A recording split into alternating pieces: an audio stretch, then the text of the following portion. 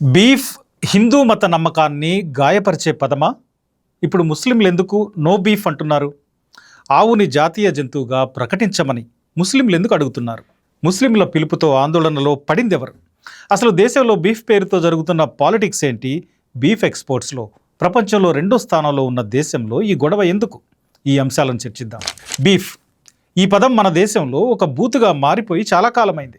Beef తింటున్నారని దాడులు, ఇంట్లో ఫ్రిడ్జ్లో బీఫ్ ఉందని ఇళ్ళు కూలగొట్టడం, మటన్లో బీఫ్ కలిపారని గొడవ, షాపు నుంచి తెచ్చే కవర్లో బీఫ్ ఉందని అటాక్ చేయడం, ఆవుల్ని తరలిస్తున్నారని దాడి చేయడం, ఇట్లా ఎటు చూసినా బీఫ్ అనేది చాలా ఏళ్లుగా మన దగ్గర ఒక వివాదాస్పద అంశం.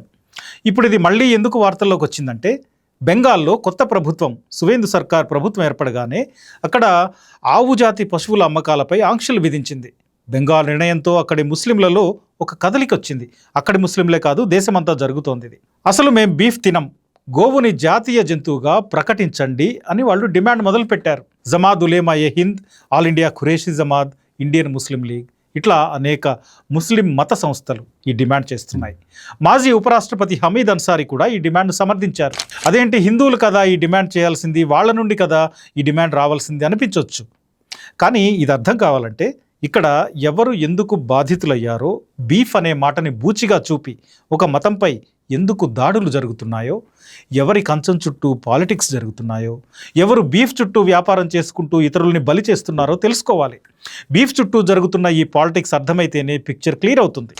ఇప్పుడు బెంగాల్ ప్రభుత్వ నిర్ణయం తర్వాత ముస్లింలు ఈ బక్రీద్కి గోవులనే కాదు, అదే జాతికి చెందిన మిగిలిన వాటిని కూడా వధించేది లేదు అంటున్నారు. మార్కెట్లో కొనేది లేదని డిసైడ్ అయ్యారు. ఇప్పుడు దేశంలో చాలా ప్రాంతాల్లో ఇదే జరుగుతోంది. ఈ బక్రీద్కి వచ్చిన మార్పు ఇది. దీనివల్ల బెంగాల్లో పశు వ్యాపారుల వ్యాపారం పడిపోయింది. పశువుల్ని కొనేవాళ్ళు లేక వాళ్ళంతా పోలీసులపై తిరగబడుతున్నారు. మా పొట్టగొడుతున్నారు, మా ఆదాయానికి అడ్డుపడుతున్నారంటూ ఆందోళనలు చేస్తున్నారు. ఇలా ఆందోళన చేస్తున్న వాళ్ళంతా హిందువులు. అంటే బెంగాల్లో ఆవుల్ని లేదా ఇతర జంతువుల్ని అమ్మే వ్యాపారులు హిందువులు, వాటిని కొని చిన్న చిన్న మాంసం దుకాణాలు నడిపేవాళ్ళు ముస్లింలు, తినేవాళ్లలో ముస్లింలు, దళితులు, ఇతర కులాల వాళ్ళు ఉన్నారు. ఇప్పుడు ముస్లింలు అసలు మేము బీఫ్ ముట్టుకోమని తేల్చేశారు. దీంతో ఈ వ్యాపారంలో ఉన్న వాళ్ళంతా కింద మీద పడుతున్నారు.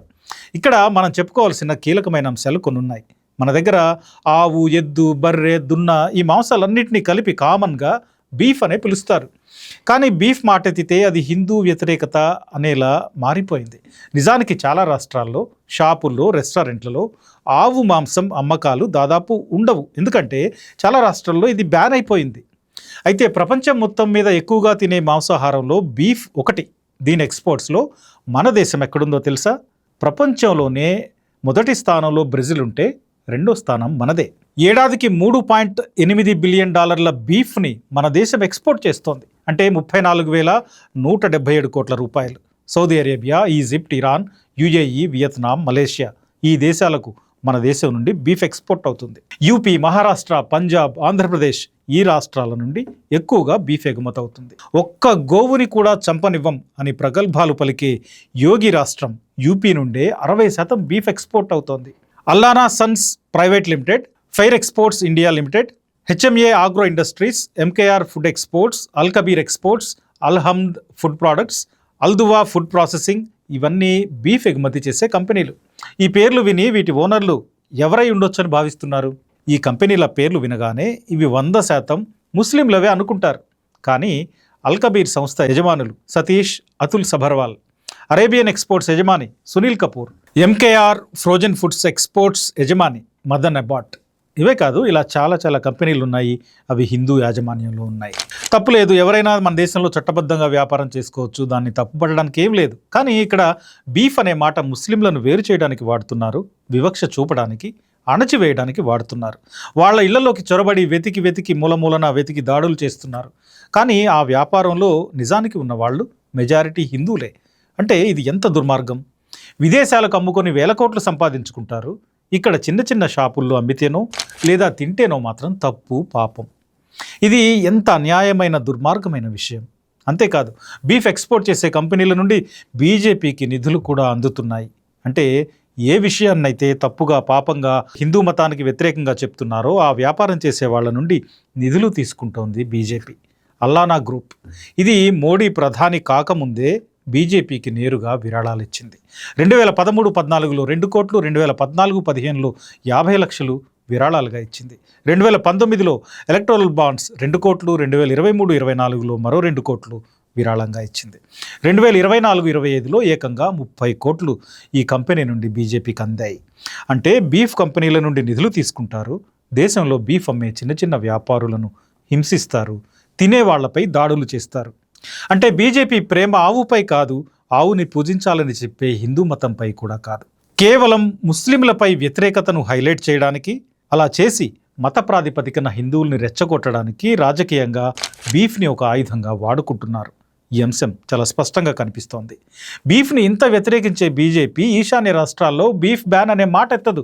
ఎందుకంటే అక్కడ బీఫ్ తినే ప్రజలే మెజారిటీ, వాళ్ళ ఓట్లు కావాలి, ఎన్నికల్లో గెలవాలి కాబట్టి. అంటే ఎక్కడైనా గోవులను పూజించటమో, కాపాడటమో, లేక హిందూ మతాన్ని గౌరవించడమో ఇది కాదు వాళ్ళ టార్గెట్. రాజకీయ ప్రయోజనాలను నెరవేర్చుకోవడమే ప్రధానం. దానికి మతాన్ని అడ్డు పెట్టుకుంటున్నారు, ఆవును అడ్డు పెట్టుకుంటున్నారు. 2010 నుండి 2018 మధ్య మన దేశంలో 44 మందిని గోరక్షణ పేరుతో చంపేశారు. జస్ట్ గోమాంసం అమ్ముతున్నారని, లేదా తింటున్నారని, లేదంటే తమతో ఏ సైకిల్ పైనో బండి మీదనో తీసుకెళ్తున్నారు అనే అనుమానంతో చేసిన హత్యలవి. ఇక్కడ చనిపోయిన వాళ్ళంతా ముస్లింలు, దళితులు. 2015లో మహమ్మద్ అఖ్లాక్ అనే వృద్ధుడి ఇంటిపై గోవధ ఆరోపణలతో మూకదాడి చేసి చంపారు.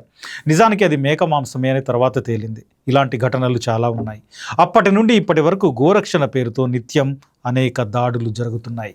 పైగా ప్రతి బక్రీద్ పండుగకు దీన్ని వార్తల్లోకి తెస్తున్నారు. ప్రతి బక్రీద్ పండుగకు గోవధ అనే అంశం ఒకటి హైలైట్ అవుతూ ఉంటుంది, విద్వేషాలను రెచ్చగొడుతూ ఉంటారు. గోరక్షణ బీజేపీ పాలసీ అయినప్పుడు జాతీయ స్థాయిలో అలాంటి చట్టాన్ని తీసుకురావడానికి ఎవరు అడ్డంగా ఉన్నారు? దేశంలో 80% రాష్ట్రాల్లో బీజేపీ పాలనలో ఉంది, కేంద్రంలోనూ బీజేపీనే ఉంది. కానీ ఈ వివాదం కొనసాగితే తప్ప ఎన్నికల్లో హిందువుల ఓట్లు రాలవు. కాబట్టి బీఫ్ వివాదం, బీఫ్ పాలిటిక్స్ బతికి ఉండాలి అనుకుంటున్నారు. ఇప్పుడు ముస్లింలు తమకు తాముగా గోవధకు దూరంగా ఉండాలని నిర్ణయించుకున్నారు. నో బీఫ్ ముస్లింల ఉద్యమం.